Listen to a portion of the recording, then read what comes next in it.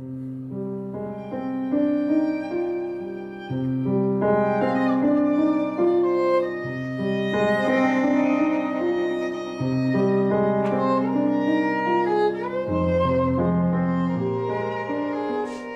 better way to start the new year than with lessons with the Tango Knights?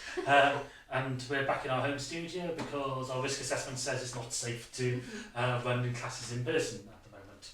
And also Welsh laws mean that you We're won't not really sure what we're allowed to do, really. And also, without part of the swapping, social distances, mask wearing, it's not going to be a particularly good class anyway. So, anyway, we're back online, and today we looked at a lot of technique with the people that were in the class, specific to them. So, we were looking at sort of generally musicality and how actual step technique can play a major part in musicality.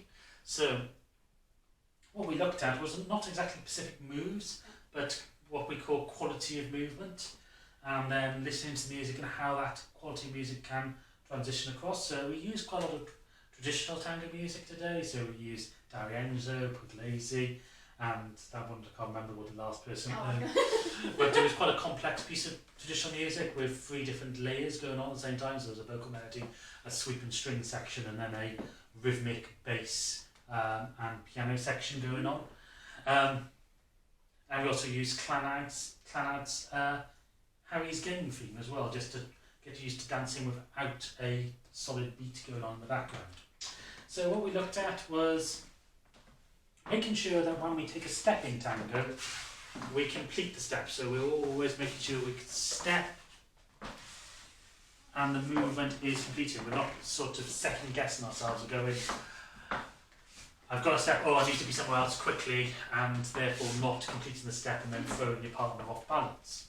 We looked at elements of the embrace and how sort of arm position for the follower, in particularly her left arm, is not overly important in tango compared to, say, the leader's right arm, or this connection we have with the left.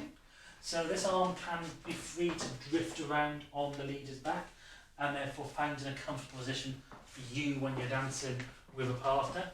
And there'll be very much trial and error, but we talked about what not to do with this technique, sort of clamping and pulling in, because this can cause the leader to collapse and throw him off balance. And therefore, when we are taking steps around the follower, even though we're leading with our chest, the chest dictates the motion, we're trying to keep that chest over that pelvis region, so we can step around. We're not trying to sink around the follower, and we're not trying to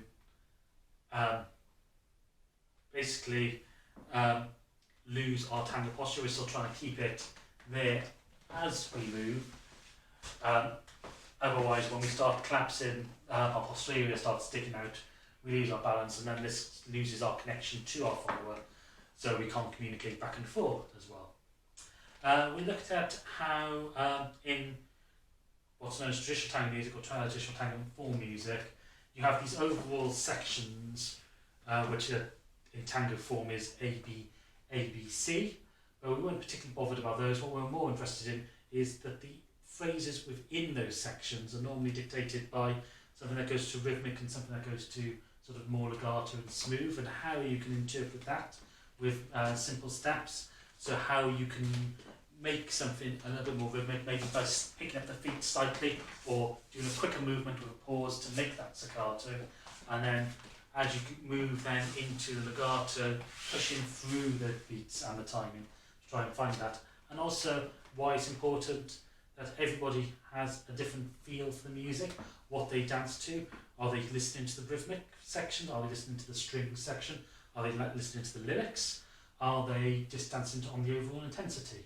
And this is what's important for your own musicality. And you shouldn't just listen to somebody who says, well, this piece of music is rhythmic, therefore you should dance rhythmic.